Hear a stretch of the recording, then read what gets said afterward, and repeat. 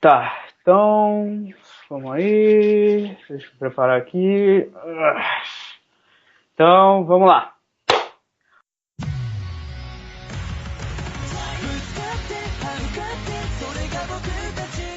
Olá, esse é o Samurai Morcego Podcast. Meu nome é Rodrigo. Eu sou o Calu. E hoje, como não temos capítulo de One Piece para comentar, decidimos fazer algo diferente, algo mais leve, né, para discutir e tudo mais.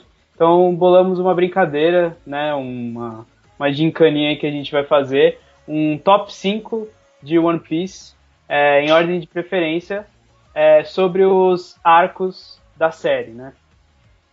Para quem não sabe, só para dar uma contextualizada rápida aqui, arcos, eles são a parte de um mangá que compõe uma saga, assim, né? É meio que o povo otaku, assim, né, o povo que gosta dessas coisas, gosta de dividir as sagas geralmente assim, né? Tipo, principalmente com One Piece, que você consegue dividir bem especificamente cada ilha, né? Tipo, cada ilha é um arco.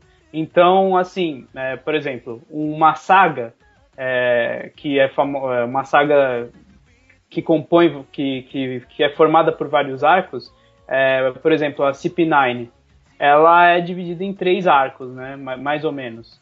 O Water 7, que é o início, né? Na preparação, aquela pequena parte do trem, né? Que eles vão ir para Enies Lobby, e depois a Enies Lobby em si. Então, assim, pra ficar legal, né, pra gente não ficar, porque, tipo, no final se a gente só pegar as sagas, a gente vai ficar meio, tipo, só comentando, assim, vai, basicamente 7, 8 grandes sagas na série, É, né? é que perde um pouco o foco, né? Se você pegar, escolher Baroque Works, você vai estar abrangendo tanto de. Assim, tanto conteúdo que tem tantas arcos dentro de Baroque Works, por exemplo, que Aham. não tem muito sentido ficar fazendo um negócio desse que vai abranger muita coisa. Daí fica pouco É, específico e perde o sentido de fazer um top 5 aqui, né? tem. E aí ficou um pouquinho meio óbvio, assim, né? Tipo, então a gente decidiu dividir, né? E falar, tipo, dos arcos em si. Então, assim, vai falar de Water Savage, essas coisas, a gente não vai falar do arco todo, da saga toda. A gente vai falar do porquê aquele arco, aquela ilha, ela é boa, né? Então a gente montou aqui juntos aqui um top 5. A gente entrou num consenso porque a gente chegou e viu que os nossos top 5 eram exatamente iguais, Era mudava só parecido, uma posição só de classificação, mas os arcos a gente acabou escolhendo separadamente e deu coincidência de ser os mesmos, né? sim. Então, assim, vamos começar aqui. O quinto lugar ficou com Thriller Bark. Muita gente, tipo, não ama, assim, tanto o Thriller Bark, né? Fala que é meio arrastado no começo e tudo mais.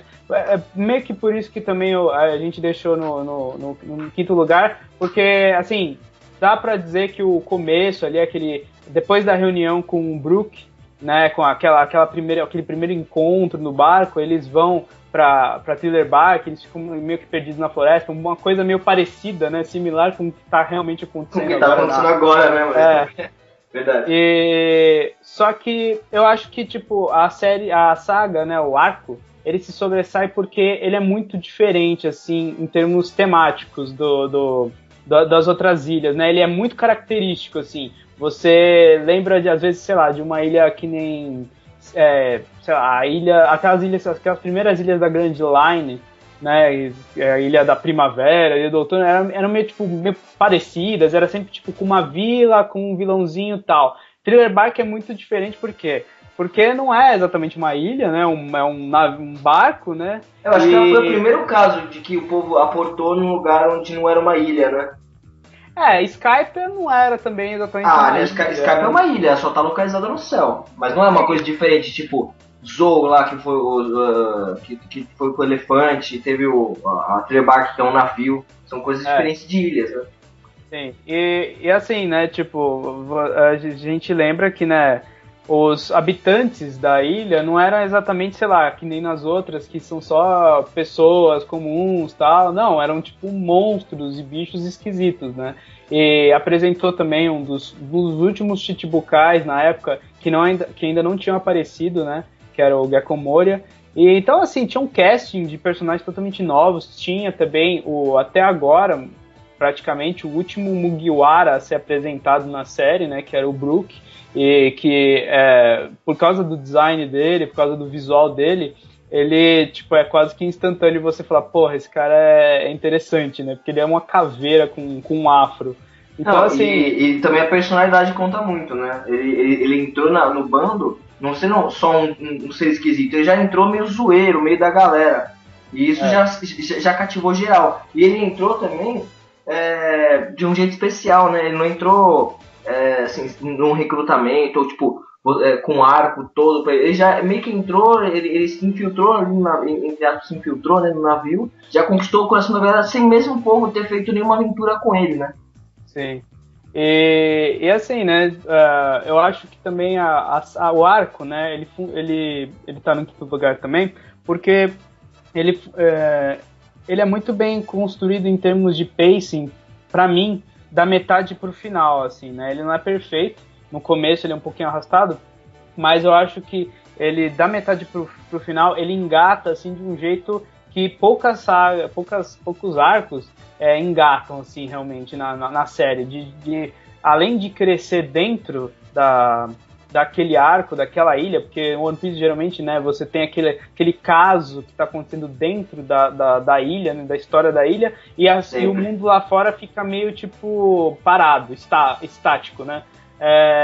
Mas só que nesse caso, eu achei que ela movimentou, né, no final, principalmente, quando aparece o Kuma, né, e ele acaba com a porra toda ali, né, e é uma reviravolta tão grande, assim, para aquela fórmula que tinha, né, de One Piece até então, né, anuncia ali, um pequeno teaser, um prelúdio do que iria vir, né, com todo o arco do Ace e tal, que é o Kuma ali estraçalhando todo mundo, né, a primeira vez, eu acho que acontece isso na série, né, deles perderem totalmente e não terem opção, porque é lógico que a maioria ali já estava toda abatida por causa da luta contra o Gekko Moria no final, e o Oz também, né, mas só que também tem esse lance do Kuma, né, vir, e tem uma das cenas mais, assim, marcantes emocionalmente, né, na série, que é a parte do Zoro, né, que ele meio se mostrando o primeiro imediato, né? O cara que toma o lugar do capitão quando o capitão tá abatido. Ficou e muito todos, muito, muito marcante isso. Ficou muito marcada aquela cena dele parado, assim, né? Que não é estátua e sangrando, assim, né?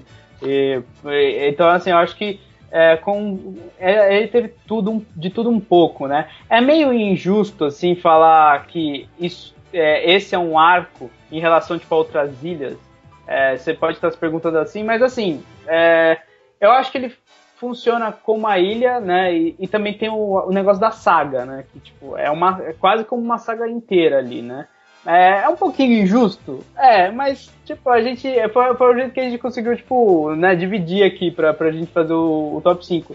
E assim, como ilha, né? Como um arco que tem um começo, meio e fim dentro de uma ilha, eu acho que ele funciona, assim, e sei lá, ele é ao mesmo tempo único e, assim, ele usa bem aquela fórmula clássica de One Piece que eles entram na ilha e tudo mais, né? E ao longo do top 5 vocês vão ver, tipo, também alguns outros exemplos de ilhas que usaram essa fórmula de um jeito diferente, de um jeito interessante, né? Bom, mais alguma coisa pra falar Não, acho que não. O Bark mesmo, a pagada que mais chama atenção é esse aí que você comentou mesmo. Bom, o quarto lugar ficou para Impel Down, que também, de novo, não é exatamente uma ilha, né? É uma prisão, mas ela também, ela acompanha a saga daquele resgate do Ace, né? Lá no final da primeira fase, né, de One Piece. E eu acho que, assim, eu amo essa parte porque você sente realmente, assim, o pacing acelerando, né, na série, assim, tipo, na ilha, né, tudo começa na ilha em Shabond, na verdade, depois vai para a ilha das Amazonas, e ele, no Impel Down, ele já tá num ritmo frenético, né, o Luffy já tá indo atrás do Ace e tal, E eu acho é muito tipo intenso, né? Porque é como se fosse tipo o One Piece ele sempre funciona nessa fórmula de o tempo tá acabando, o tempo tá, né, tá acabando por uma certa coisa que vai acontecer e o Luffy tem que deter aquilo. E eu acho que Impel Down funcionou porque não é assim um mero vai ter uma bomba aqui. Não, ele tem que ir lá embaixo, né, até o inferno de Impel Down para tentar resgatar o Ace, né? E também aconteceu umas paradas que a gente esperava, tipo, o Bug retornando, sabe? Personagens das antigas retornando. O One Piece nunca foi muito de ficar trazendo personagens das antigas pra ser parte, tipo, fundamental daquela história que ele tá tratando no momento. Só que no Impel ele trouxe o quê? Trouxe o Mr. 3, trouxe o Bug, e tipo, com um papel importante, sabe, assim, que ajudava o Luffy e tal. E também criou aquela relação boa que tem o Mr. 3 com o Luffy, por sinal, né? Que a gente aprendeu a amar o Mr. 3 por causa disso, né? Ele é tipo parceirão do Luffy, muito bom. E foi tipo, completamente emocionante quando ele pega e meio que se sacrifica para fazer a galera tipo, conseguir fugir. E tem o lance da correria também lá com relação ao Ace, essa correria tipo, que você falou do pacing foi muito boa, marcou legal. Tem personagens muito marcantes pra mim, como por exemplo um dos meus prediletos, inclusive umas Akuma no Mis muito diferentes. Aquela do veneno do Magellan, nossa, quando eu vi aquilo, eu achei genial, assim, o jeito que ele usava, sabe? Tinha o poder da ida, tinha gás e tal. Nossa, que poder apelão, sabe? E foi uma das primeiras vezes que apareceu a ameaça do Marshall D. Teach, né? Que ele já chegou botando pra quebrar ali, você foi, sabe? Tipo, tome um cuidado, esse cara é sério, né? E assim, é uma saga que acontece muita parada. Com personagem, com poder, com história, com correria. Tipo, marcou demais a história, assim, nessa saga, então por isso eu dei um quarto lugar pra ela também. Tem essa parte, né, da correria tal, e basicamente construir, né, um cenário que não só iria chegar ali no próximo arco, que é a guerra, né, de Marineford, mas assim, também desenvolver coisas que iriam colocar lá na frente, né? Por exemplo, o Barba Negra, né? E também trazendo personagens de volta, que você falou, né? Que ele, até ali, a série não tinha muito, assim, ela tinha esse lance de trazer personagens que já tinham aparecido, vilões e tudo mais, só que só em séries de capas, assim. E acho que é uma das primeiras vezes que todas aquelas séries de capas, né, algumas delas começam a meio que integrar a série mesmo, né. Tinha acontecido um pouco com o Ace no começo um pouco antes, né, da saga de Thriller Bark, ou é depois? Eu não lembro agora, acho que é antes, né. Quando? E ele é capturado pelo Barba Negra. Porque aquilo é antes, né, depois de Enies Lobby, né, bem no meio. Porque aquilo meio que foi antecipado nas capas com umas capas que era tipo a procura do Ace, a procura do Ace com o Barba Negra, né? Tipo, que ele tava indo atrás dele. E assim, era bem comédia, né? Você nunca ia esperar que aquilo ia se tornar a peça-chave para tudo aquilo, né? Porque as capas eram basicamente, tipo, ele se perdendo numa vila, ele acabava caindo na água, uma mulher... Tá aí a graça que a gente sempre fala aqui no Samurai Morcego do lance das capas, né? Sim, a gente sempre comenta. É sempre muito importante. Esse é um exemplo claro, né?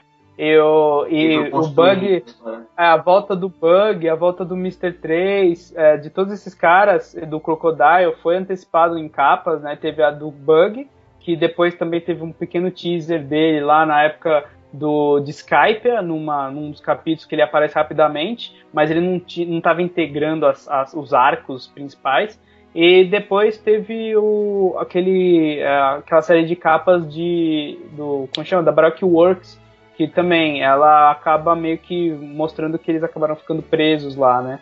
Então é bem interessante, assim, esse arco, porque também ele é muito diferente, ele tem um ritmo totalmente diferente, porque era meio que no meio de uma grande saga ali, né? Toda essa parte Ele também é interessante, né? Tem todos os andares que você tem que descer pra baixo, né? Sim, era muito e assim, desde o primeiro andar, você ficava sempre com aquela curiosidade extra, assim, tipo, nossa, se esse aqui é o primeiro, meu Deus, como é o segundo? Nossa, o que vai ser o terceiro? Esse aí no segundo, você já tomava uma surpresa. E foi uma das sagas que eu mais fiquei ganhando surpresas durante a saga.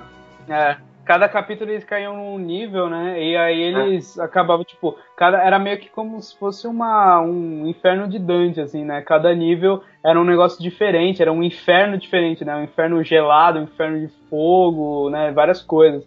E eu lembro que também umas coisas que eu mais lembro, assim, era que tinha comédia, né? Era, muito, assim, o Bug entrou ali com o Mr. 3 como até um ponto de alívio cômico também. Sim, sim. Dos próprios vilões, né? Que tinham os próprios vilões, os carcereiros lá, que cada um tinha uma mania esquisita, né? Tinha o subchefe lá que queria tomar o lugar do chefe, mas tinha medo do chefe. Tinha aquela menina masoquista que era tipo a guarda. Tinha os guardas da prisão que eram tipo uns bichos, tá ligado? Que o povo botava mó fé e o Luffy deu um pau e o povo ficou, caralho, como ele deu um pau nos bichos forte pra porra e tal. Expandiu o universo ali dos travestis no mundo de One Piece, né? É verdade, apareceu os Nakamas. É muito doida a ideia, né? Daqueles caras que ficaram entre andares, né? E meio que estavam ali escondidos. Eles acharam o bug, né, mano? O bug do Bom Vivan. Estavam vivendo na boa, no meio do andar, numa prisão. Sim. Então é basicamente isso, né? Porque a gente acha que ele deveria estar no quarto lugar. Em relação ao Thriller Bark, eu acho que tipo, esse é um pouquinho melhor, porque ele tem um ritmo mais interessante, tipo, ao longo de todo o arco, assim, né? Diferente um pouco de Thriller Bark, que é um pouquinho mais arrastado no começo e tal. E, né, Impel Down ele é um pouco mais dinâmico, assim. Então é isso. E acontece mais coisa diferente o tempo todo. Pra mim, acho que isso é um dos pontos que pegou. Sim.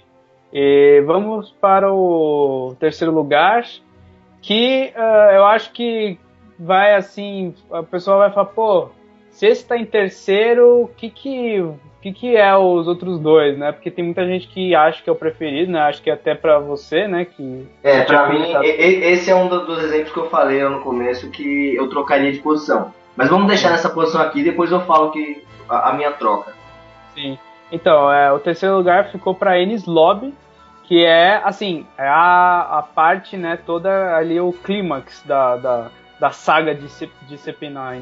E assim, tá em terceiro lugar, eu acho que muito bem, né, muito justo ele estar nesse top 5, porque é um dos momentos mais icônicos da série, assim, em termos de ação, né, ele é um grande clímax ali, e eu acho que ele funciona, ele pega essa fórmula tradicional de One Piece de cada personagem lutar contra um cara, né, um inimigo, e torna aquilo muito interessante, assim, para mim, minha parte favorita, além do flashback da Nico Robin e tudo mais, que também, né, tem a parte emocional da saga, né? Se for contar a parte emocional, nessa saga ela me leva demais, assim, a Robin mandando, falando que quer viver com aquela galera toda do outro lado de uma torre, de braço cruzado, com o épico personagem Sogeking.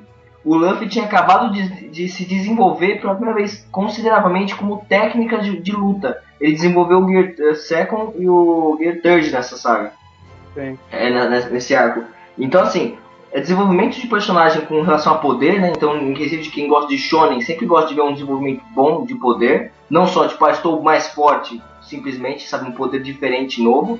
Uma sabedoria extra de usar, do tipo de usabilidade que o seu poder pode dar. E com relação emocional, né? Que assim, de verdade, pra mim, acho que uma das vezes que eu mais chorei com One Piece e que eu mais me emocionei foi essa da Robin, né? Não ganha do. E também tem. Dentro desse arco aí, tem a parte, por exemplo, você lembra que o Mary, o navio, ele foi salvar a galera no final? Ele foi sozinho. O espírito do Mary foi só. Que isso, né? Na parte que o Mary aparece e salva a galera, foi assim. Como é que fala? Abriu a torneira, assim, foi choro direto, assim, meu Deus, aquilo realmente foi emocionante, tá? Dentro desse arco, né, além dessa parte emocional, tem a batalha, né, tem as lutas, que é o ponto alto, assim, em termos de visual, pelo menos, né, as lutas entre os Mugiwaras e a Cypher Pool Number 9. E eu acho que é interessante porque ele conseguiu usar a fórmula clássica de One Piece, né, de cada um enfrentar um carinha, só que de um jeito assim bem interessante em termos de um interligar no outro. E assim, eu tô vendo recentemente também um pouquinho que as sagas elas estão as sagas atuais, elas têm muita coisa, muito contexto para desenvolver, então às vezes as lutas elas ficam muito quebradas, né? E elas, você não sente sim uma luta toda, né? Verdade. Entre um personagem e um vilão. É uma luta, as lutas geralmente agora estão com muito corte, né? A luta começa e para, e joga para outro grupo. Aí depois volta, quando começa a engatar, para de novo. E naquela época o One Piece tinha uma luta mais consistente, tipo, começa aqui, termina aqui, depois parte para outra luta, né? Mas ao mesmo tempo, essas lutas elas meio que se intercalavam fisicamente, né? Então eu acho que um dos momentos mais interessantes assim da saga é quando o Kako, né, ele faz aquele golpe que divide o prédio no meio, assim. Aí junta uma luta na outra, né? A luta do Luffy com a luta dele. E aí assim, até o Frank segurando a galera e virando tipo uma imitação de uma prévia de robô, tá ligado?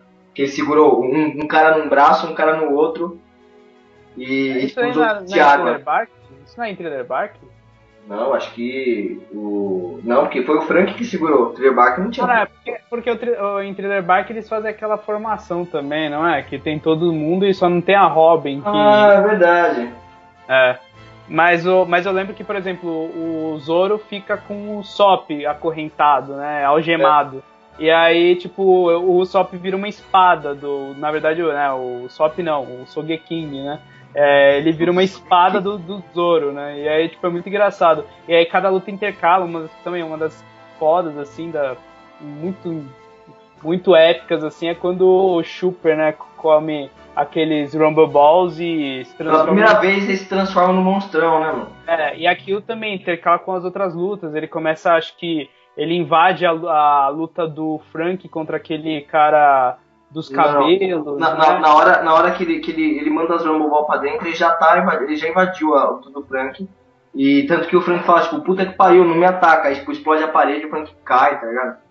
Sim, é o que eu tava falando, tipo, ele invade, né, a luta do outro, quando ele se transforma, né? Não, eu acho que é antes, ele acaba invadindo antes, mas beleza. Não sei.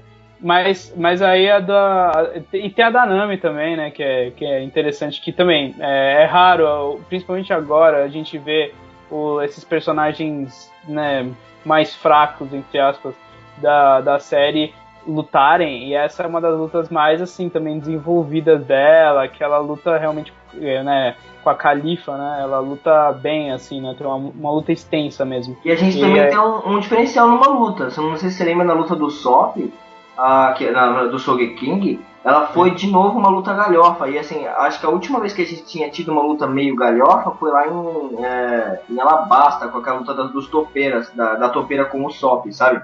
Que é uma luta que não é só focada só em luta, tem um pouquinho de comédia, sabe? Sim, a luta do Sogeking com a Perona, sabe? Sim. E também tem aquela... E assim, é lógico que tem a grande luta, né, que é com o Luffy contra o Lutch. Essa luta ela apresenta um dos elementos aí, né, mais conhecidos da série, que é não só na luta, mas na luta é desenvolvido essa parte, que é a habilidade dele dos Gears, né?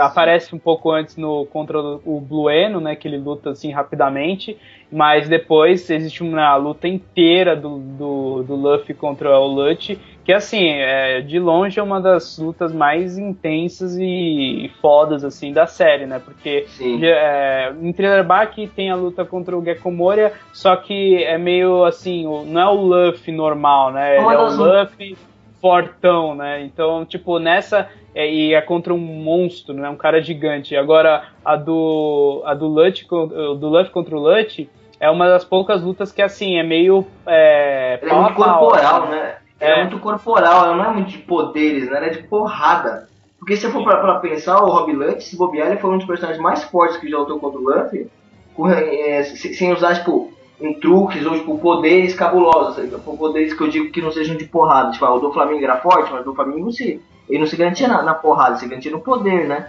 o Rob Lute foi trocação mesmo, foi uma luta diferente um pouco que você tá acostumada, né? Dos chefões, dos boss final, né? Você tinha o quê? Enel, que é tipo puro poder, o Crocodile, que também é puro poder, nenhum era na base da porrada, né? E esse foi uma das primeiras que foi trocação até o final. E o Luffy, assim, ó, também, o Luffy, ele é aquela luta que ela vai sendo levada por várias coisas, tem o Buster Call no meio da luta, aí tem todos aqueles navios, eles vão começando a destruir a ilha, eles continuam lutando, e tem aquela hora que, né, o Luffy começa, tipo, eles começam a lutar entre os navios, assim, e ele, né, faz o Gear Third, começa a destruir outros navios, então, assim, é muito intenso, assim, quase o tempo todo, tem, intercala com outros momentos, intercala com, uma das partes mais chatinhas que eu lembro, assim, de ler e falar, tal, era aquela parte do Spandan com a Robin. Verdade. Toda hora ele fica, tipo, batendo nela. Ele é irritante com aquela espada de elefante, você lembra? É proposital, eu acho, um pouco, ele ser irritante. Mas, assim, ele é irritante até demais, né, nessa parte. Também tem um negócio que a gente tá falando, que é o conceito da história em si. Essa saga foi muito importante. Ela teve, tipo, o quê? Os Mugiwaras finalmente provando pro governo, tipo, olha, a gente é uma ameaça considerável. A gente destruiu a sua ilha, que era uma base, tá? De leve. Então, assim, aí foi a partir daí que eles realmente começaram a prestar bastante atenção no grupo do Chapéu de Palha, né? Mas eu acho assim, né, tipo, é uma saga que fica difícil até de superar depois que você, né, aquele tipo de coisa que acaba, assim, tem certas séries, né, que tem aquelas sagas gigantescas e tal, e depois você fala, daqui pra frente é só ladeira abaixo, né, porque não tem como ficar melhor que isso, então, sei lá, Bleach tem Soul Society, Samurai X tem a saga de Kyoto e tal, então assim, se a pessoa não comprou a série em Alabasta, com certeza ela comprou em Enies Lobby, assim, depois muda um pouco a dinâmica. Eu acho que é interessante o que o Oda fez de ter, tipo, mudado meio que a coisa em Thriller Bark, né, ficou bem mais, assim, temático a saga, mas realmente é uma saga bem marcante. E, enfim, vamos pro segundo lugar, então. Segundo lugar, é um arco bem curto, né? Tipo, não é assim tão desenvolvido quanto esses últimos que a gente falou, só que ele teve um impacto que eu acho que é um dos maiores da série toda, assim, é uma das reviravoltas assim que eu mais senti e sei lá, umas coisas mais geniais que tiveram na série em quase todos os outros shonens, assim. Que é o arco de Shabond, né? Que basicamente, né, é o arco de como eles perderam tudo, né? E assim, por muito tempo os Mugiwaras, eles ficam perdidos, né? E é aquela saga que é tipo o Império Contra-Ataca do One Piece, assim. É aquela hora que o herói ele cai para depois levantar lá pra frente. Então, assim, é legal, a gente gosta, né, de ver os nossos heróis, assim, se ferrando, né, tipo, pra ver depois se erguer, né? Exato. A saga do herói, né, mano, aplicado em One Piece. Sim, e eu acho que, assim, é meio que muito... Ela começa muito de um jeito imprevisível, porque você não tá esperando que aquilo vai acontecer exatamente nesse arco. Parece que é um arco super, assim, de transição. Tranquilão, tipo Water 7, né? Ele chega lá, tinha aquelas bolhas, o parque aquático e tudo. Sim, ele retoma um pouco daquele... Parque das bolhas. Ele retoma um pouquinho dessas capas, né, com aquele carinha lá, qual que é o nome daquela Lula, não é Lula, é polvo, o Hachi, e a menininha lá, a sereia, né, amiga dele, aquilo era de uma capa também, de uma série de capas, que também você não vai saber que aquilo vai levar pra essa saga, e pra esse arco, e aí então tem toda essa coisa, esse lance da ilha tal, de eles terem que se encontrar, porque, não, a gente vai dar uma volta aqui. E assim, aí, ele é um arco de transição, só que mais importante do que os outros arcos de transição, porque ele realmente fez a galera perder e tipo, foi o início do time skip, né? Então, é ali que começa todo o desenvolvimento pra metade da série, né? Aparece pro resgate. Aparece os Supernovas, aparece os Tenryubito, vixe, aparece muita coisa de importante da história do Lord One Piece, né? Pro resgate, né? Começa ali, né? O resgate do Ace e tal. Tem essa parte, como você falou, do Supernovas também, que abre um leque, né? Você começa só pra galera saber, rapidinho, bate-bola, um bate-bola aqui. Qual é o seu Supernova predileto? Fala um, rápido.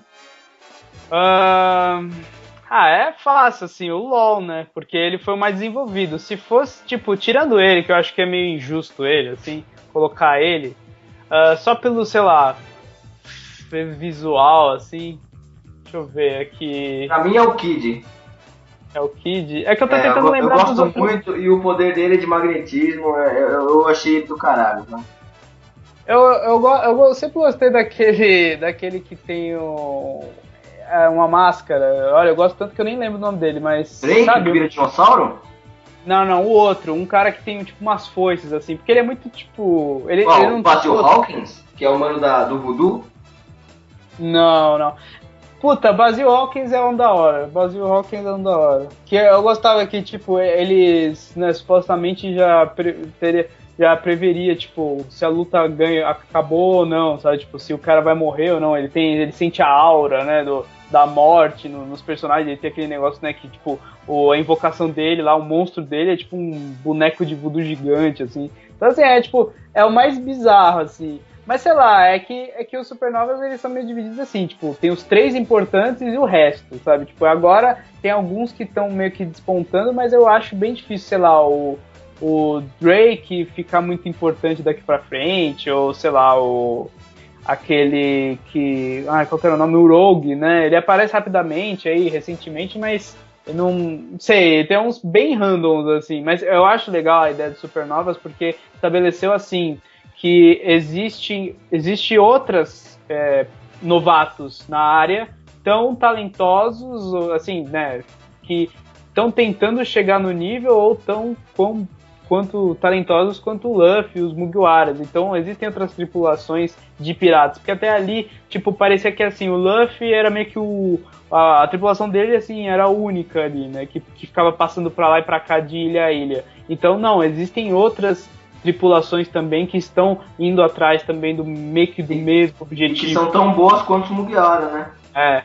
E assim, como a gente tinha falado, né, dessa parte da perda, então ela toda começa, né, com o chamado do Kizaru, né, do almirante, assim, a gente vê pela primeira vez o poder do almirante lá da luz. E como um pouquinho no final lá de Thriller Bark, que é a primeira vez que você percebe que os Mugiwaras eles são fracos em comparação a outras pessoas, né, outros como chama, oficiais, por exemplo, da Marinha, aqui você percebe assim, eles têm muita gente mais forte que eles, né? Então, assim, tem a parte até aliado, né? O Ray Lee aparece como, né, um ex-membro da tripulação do Gold Roger. Tem aquele cara que tem o hack, né? Que tem uma puta lâmina, não lembro o nome dele, que é da Marinha. Então, assim, começa... Machadão, né? Machadão. Tipo, abre assim um leque tão grande em uma velocidade tão rápida que você não consegue acompanhar de tão rápido que é. E tem um capítulo que, assim, tem o capítulo do mangá e do anime, que eu acho que ficaram muito famosos, assim. No anime ficou famoso porque a animação foi muito boa. Um dos autos da animação do anime do One Piece, não foi? Foi. E tem essa do mangá que eu lembro claramente de quando a gente... eu tava no começo de acompanhar, né? A gente tava começando a acompanhar.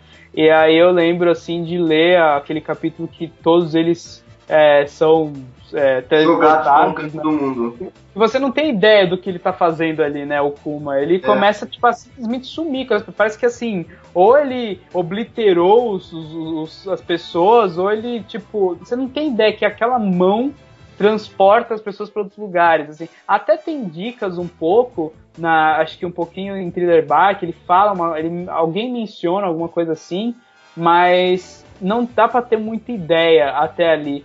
E aí você fala, o que tá acontecendo? E aí no final só sobra o Luffy E você vê, assim, é uma das únicas vezes que o Luffy ele entra em um desespero muito grande, assim, né? Porque geralmente o Luffy ele tá puto, ele tá rindo, ou ele tá com fome, mas assim, é uma das poucas vezes que ele entra em desespero, ele começa a chorar, né? E começa a bater no chão, assim, porque a frustração é tão grande de ele não conseguir salvar os amigos dele, né?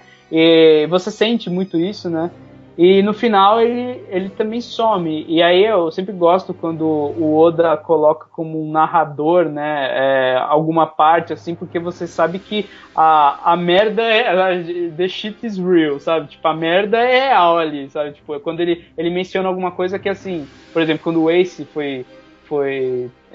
ele perde na luta contra... Ele perde não, você não sabe, né? Mas quando ele luta contra o Barba Negra, e aí fica aqueles dois choques de poderes na ilha, né? É dividido em dois praticamente.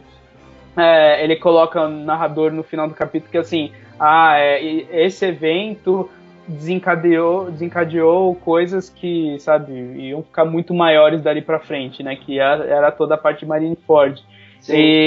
E agora na ilha, né, nesse capítulo do Luffy, ele também bota o narrador ali e ele fala, né, que foi ali que a tripulação perdeu. E aí, assim, né, a tripulação do Mugiwara perdeu. E aí você fica tipo, como assim, sabe? Eu lembro que, assim, foi uma das poucas vezes que, assim, eu tava esperando muito o outro capítulo, eu não tinha ideia do que ia acontecer, porque você não tem noção do que aconteceu. E no outro capítulo começa com ele, né, voando, assim, né? Você fala, caralho, ele morreu? Mas eu lembro que foi muito marcante, foi um dos momentos mais marcantes. Então, assim, com todo aquele final meio que vende o arco é pequeno, mas eu acho que ele tem uma intensidade muito grande. A gente esqueceu de comentar, tem aquela parte também do soco do Luffy contra aquele que é muito também impactante. No anime e no mangá também, assim, você sente aquela porrada, assim, que... E como contexto também, você sente não só pela animação bonita, ou pelo que ele tá dando um soco estiloso, pelo lance de ele estar meio que tipo, declarando guerra contra o governo mundial, só que de alto calão, né? Dos caras que são considerados tipo realeza e Deus, né? Tipo, mais que Deus. Então ele esculachando aquele povo e mandando ver é sempre tipo, é excitante, né? Sim. Então tem a luta conjunta deles com do Luffy, Law e Kid, que você vê pela primeira vez uns poderes diferentes, você vê o poder de magnetismo, você vê, tipo, e tudo isso de outros piratas, não de inimigos, né? E você não sabe se eles vão ser inimigos ou aliados ou, tipo, nada no futuro, né? Chegando aí já passa pro primeiro lugar, então. O primeiro lugar, que eu acho que muitos já devem saber qual que é. Antes de falar dele, eu só falar que acho que às vezes a gente, na conversa aqui, a gente confundiu saga com arco, mas é arco, viu, gente? Tipo, que assim, às vezes você tá falando, né, a gente confunde um pouco de essas coisas, mas a gente tá comentando dos arcos mesmo. Só que, então assim, teve alguns que a gente meio que deixou de lado. Tem um aqui específico que eu pensei em colocar, mas além de ele ter sido meio arrastado, sei lá, ele ainda tá muito novo pra eu ainda tenho que dar uma marinada nele, sabe? Tipo, eu tenho que repensar ele e eu quero reler também ele em volume, assim, pra ver se ele funciona tão bem quanto os outros, que é o Dressrosa, né? Que foi, assim, de longe o maior, né? Que na verdade é uma saga, né? É um arco saga, né? E como alguns aí que a gente mencionou, mas ele foi assim muito grande e eu acho que esse que é um dos grandes problemas dele, assim, ele é grande, ele é extenso até demais, assim, eu lembro que foi, para pelo menos acompanhar, foi um pouco arrastado demais, assim, teve umas partes que eu acho que não precisavam, mas enfim, tipo, deve ter gente aí que gostou muito, né, de Dressrosa e deve colocar acima de alguns que a gente mencionou aqui. Então, assim, né, para fechar aqui, eu não sei se já devem ter adivinhado, mas o primeiro lugar ficou com Alabasta, que além de ter sido assim, talvez, é aquele momento, como a gente já tinha comentado, né, é aquele momento meio que definitivo, né, para algumas séries, né, aquela saga que vira o ponto definitivo da série. Se a pessoa vai continuar ou não. Geralmente quando eu recomendo One Piece, eu falo, calma, no começo é assim mesmo, é meio devagar. Segura, se você chegar em Alabasta e não tiver com vontade de ver até o final, você pode parar. Geralmente, o povo quando chega em Alabasta não aguenta mais, não aguenta, tipo, e toca até o final, sabe? Não desiste não. Se chegou até Alabasta, já cria um amor. Né? É o negócio de transição. Eu acho que, assim, foi a primeira... Até ali, o One Piece era de um jeito e depois ele se transformou, né? O One Piece, no começo, ele, né, era um mangá um pouco mais leve, mais uma aventurinha leve, assim, né? E você não tinha exatamente uma proporção exata do mundo ali, da série, né? Era basicamente assim, de ilha em ilha, era uma coisa bem básica, assim, um shonen bem básico, né? Eles iam na ilha, tinha um vilão, tal. Aí eles vão pra Grand Line, tipo, já começa a ficar interessante, já começa a mudar um pouco, já parece que tem algo maior ali, né? E aí chega em Alabasta, até chegar em Alabasta, né? Tem todo aquele arco da Baroque Works em outras ilhas, e quando chega em Alabasta parece que assim, o mundo se abre ali e começa a realmente ter aquela fórmula clássica do que o Oda estabeleceu a partir dali de como fazer arcos, né? De você chegar na ilha, ter aquele problema gigante e tal, que tem que resolver em tanto tempo, que, sabe, tipo, tem uns caras que estão querendo meio que dominar aquele lugar, e aí, tipo, e vai partindo dali. Eu acho que tanto como série, como fórmula, assim, de shonen, como também acho que popularidade, né, da série, acho que foi ali que meio que estabeleceu, assim, One Piece é isso, assim, né. Então, eu pessoalmente, assim, foi quando eu me apaixonei mesmo pela série, lendo, assim, na verdade eu comecei assistindo, né, o anime, e depois eu li, mas foi, assim, um ponto-chave que eu falei, nossa, isso aqui é especial, assim, sabe, tipo, intenso, assim, todo o arco, todas as lutas são, tipo, extremamente memoráveis até hoje, assim, você lembra das lutas, sei lá, do Zoro contra o Das Bones, contra o Sanji, contra o Bon Clay, eu acho que uma das, também, todos ali eles conseguem aparecer, né, todos os Mugiwaras têm lutas interessantes que mostram o potencial de cada um ali, né. Por exemplo, uma das minhas favoritas, porque ela é muito inusitada, assim, é a do Sop e do Chopper contra a Miss Merry Christmas, né? E eu acho, e aquele cara do taco de beisebol lá. E assim, é muito engraçado, assim, ela é engraçada, mas ao mesmo tempo ela é interessante, assim, ela tem umas sacadas boas e acaba de um jeito muito bizarro, assim. Então, assim, tem aquela bazuca que é um cachorro e tal, e funciona, né? Tipo, é ali que o One Piece, ele não é só comédia, mas ele também tem lutas boas, né? E é óbvio que tem a luta do Luffy contra o Crocodile e tal, que é eu acho que, assim, é uma das... A gente tava falando do Luffy ser uma das mais intensas, assim, de pau a pau. Só que eu acho que a do Luffy contra o Crocodile, ela tem um diferencial porque ela é uma das mais, assim, criativas, né? E ela... E é uma das que também acho que mais são construídas ao longo desse arco.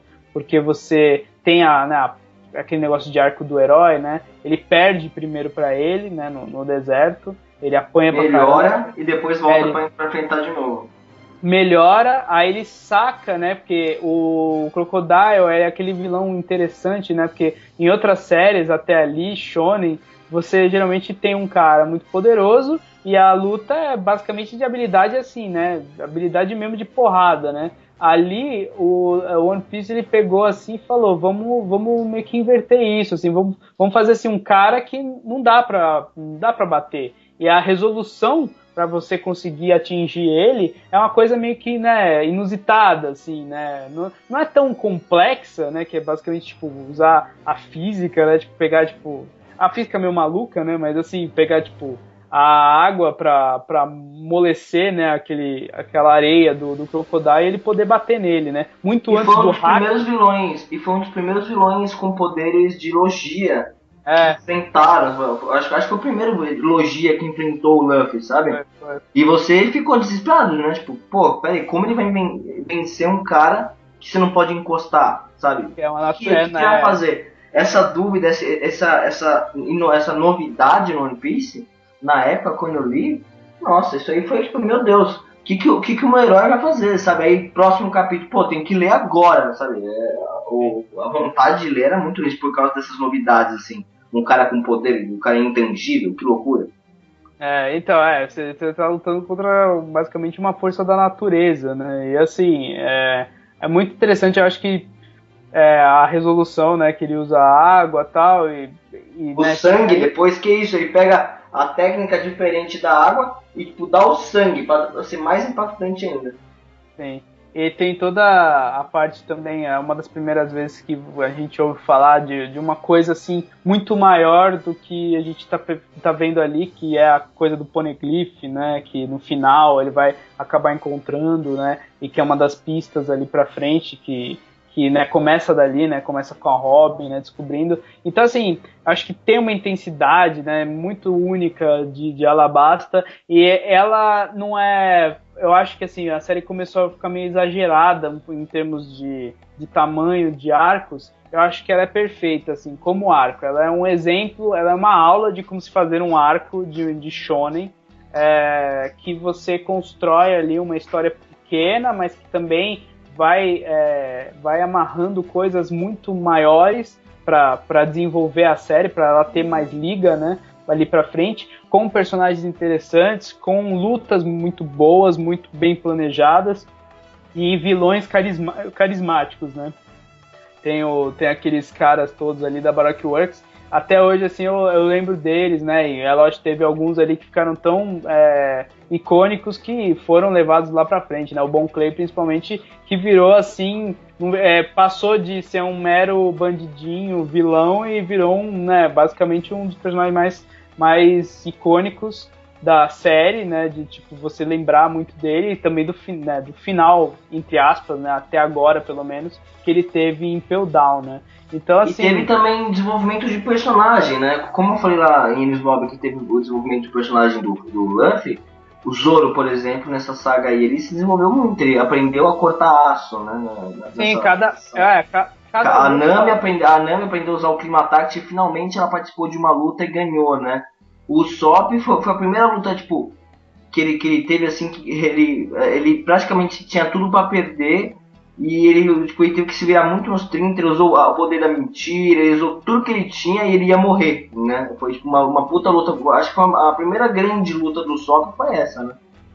Sim, eu acho que é o que vale, assim, que as lutas desse arco desenvolvem os personagens, não são meras lutas, né? Você descobre um pouco mais sobre eles, você tem um pouco mais de ligação deles, né? Por exemplo, o Zoro, né? Ele desenvolve o poder dele, mas também tipo, você se importa um pouco mais com eles no final ali, né? E no final, aquele ápice, né, que a bomba vai explodir e tudo mais, é daqueles momentos frenéticos da série que sempre tem, né? Começou um pouquinho em alguns arcos anteriores, mas nesse foi assim, um dos principais. E é realmente intenso, assim, né? Porque é uma coisa meio que de relógio mesmo, né? Tipo, às vezes alguns arcos da série, tipo, pegam esse negócio, por exemplo, no arco de Fishman Island lá, né, dos Tritões, é um barco que tá caindo, é uma coisa meio abstrata demais, assim, eu acho. Eu acho que essa tem uma mensagem meio mais simples e direta. É tipo uma bomba. Ele tem um tempo e ela vai explodir. E ela vai explodir no meio da capital daquela ilha. Então, e a gente também tem... Continua. Então, assim, é uma coisa que tem uma mensagem muito clara ali. E eles têm que parar aquilo de algum jeito. Então, assim, até, né, depois de todas as lutas, eles ainda têm que parar essa bomba, né? Então fica aquela coisa, tipo, nossa, quando que isso vai ter, assim, quando que eles vão ter uma paz? E aí quando eles têm, né, quando eles descansam, né, começa aquela chuva, né, tipo, eles caem no chão, assim, de cansados, e você sente, né, tipo, caramba, eles conseguiram, assim, eles conseguiram deter um negócio gigantesco ali, né? E a partir assim, dali... Querendo ou não também, tem algumas coisas que assim, chamam a atenção, por mais que você não queira usar isso aí como argumento para falar que a saga é boa e tal, mas assim, querendo ou não, por exemplo, tem um xodó do One Piece, que é meio que o xodó de todo mundo, que é o Ace, que você começa a conhecer ele lá, né? Ah, sim, com certeza. Todo mundo adora as participações do Ace, né? A parte que o Ace aparece, todo mundo, meu Deus. É bem começa rápido, a curtir, né? O Ace, aí aparece um cara todo estilosão, esse declara irmão do Luffy, poxa, que isso. Mostra que, tipo, né, o Luffy não é o único ali da família dele, né? Então, assim, é bem bacana, assim, eu acho que até hoje foi a saga mais... que me apresentou, obviamente, a série, porque foi dali que eu falei, porra, é isso que é interessante, assim, One Piece é esse tipo de dinâmica das sagas, então eu vou acompanhar, né? Foi eu acho que o comprou. grande mérito dessa saga mesmo se consiste nesse negócio de, assim, de ser essa saga onde é aí que você percebe se você vai amar ou se você não vai querer continuar. É a parte que vai ganhar o cara. A maioria que eu conheço dificilmente não foi ganho em Alabasta, sabe? A maioria. Acho que, tipo, no caso, acho que eu tenho um ou dois amigos no máximo que tipo, não, me ganhou um pouco antes, ou me ganhou só depois, sabe? Mas a maioria ganha em Alabasta. Eu fui ganho em Alabasta, né? Sim, com certeza. Bom, então é isso. Sim, e só pra terminar aqui, só pra um bônus pra galera que ficou ouvindo, me fala a saga que você menos gosta. O arco, né? O arco que você menos gosta. Bom, deixa eu pensar aqui. Eu tinha uma certa birra há um tempo atrás com aquela dos gigantes, daquela ilha dos gigantes. Porque eu achava que, tipo, ela tinha muito potencial ali de, tipo, desenvolver... Por exemplo, tipo, uma ilha que o tempo meio que, né, manteve ali todo um negócio pré-histórico, né? Tinha os dinossauros e tal. Falei, porra, que foda. Mas ela é meio que, sabe, tipo, o foco não tá exatamente na ilha, nem nada, no background da ilha. É mais uma coisa que vai levar para, por exemplo, para Alabasta, né? Tem o Mr. 3 e tal. É legal o clímax, que ele faz um bolo lá com os personagens, mas, não sei, eu não me empolgava tanto. Eu sei que tem muita gente que odeia a Dave Backfight. Mas... eu ia falar dela, né? É que assim, Dave Backfight, por exemplo, ela tem os jogos lá dele, e logo depois, acho que no mesmo local, eles encontram com um Alkid pela primeira vez.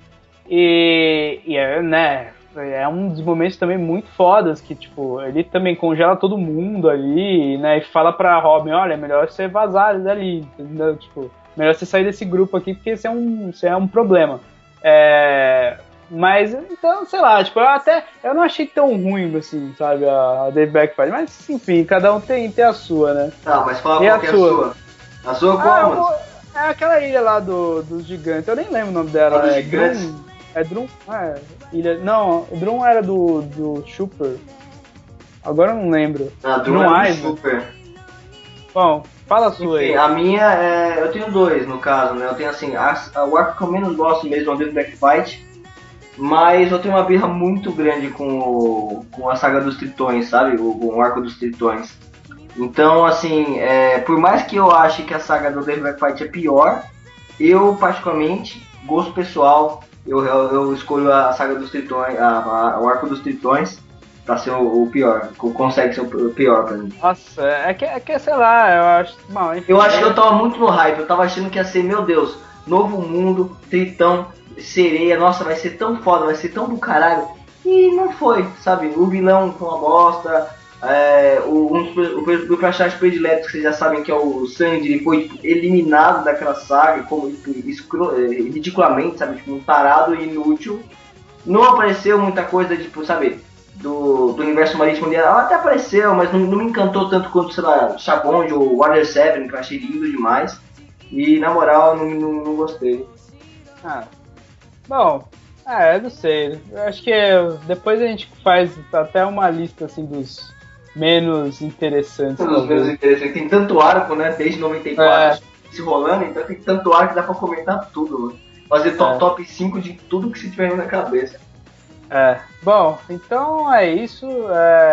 Hoje foi um especial aí. Desculpa aí por algumas certeza que a gente falou algumas coisas assim, a gente confundiu saga com arco e tal, mas o que a gente queria falar é exatamente de arco, assim, é meio cagar regra, né, falar, tipo, de alguns arcos que duraram, tipo, 10 volumes e outros que duraram 10 capítulos, mas foi um jeito da gente falar, assim, sei lá, dos melhores momentos da série. E mostrar pra galera também um pouco da gente, né? Do que a gente mais gosta, do que a gente não gosta. Eles conseguem ter um parâmetro assim, quando a gente vai falando lá nos comentários dos capítulos, eles já conhecem um pouco a gente, né? Sabe, ele tá falando isso porque ele gosta muito de Alabasta, né? Sim. Então é isso, gente. Então a semana que vem vai voltar One Piece, né, a programação normal, e a gente continua aí com nossas discussões semanais dos capítulos. Mas então é isso e até a próxima. Falou. Até a próxima, falou.